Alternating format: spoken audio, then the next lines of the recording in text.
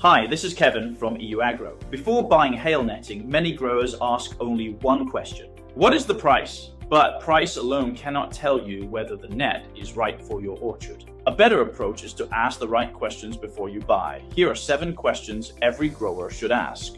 Question 1. What type of hail netting do I need? There are options like Raschel Drape and Leno Woven, or diamond lock hail netting. Each type has a different structure, strength, and suitable application. Question 2. What is the mesh size? Mesh size affects hail protection, light transmission, airflow, and even wind load. A smaller mesh blocks smaller hailstones, while a larger mesh allows more light and better airflow. Question 3. What is the material? Good hail netting is usually made from UV stabilized HDPE. The material should be strong, durable, and designed for long-term outdoor use. Question 4. What color should I choose? White, black, and transparent hail netting can create different effects on light, shade, temperature, and fruit coloring.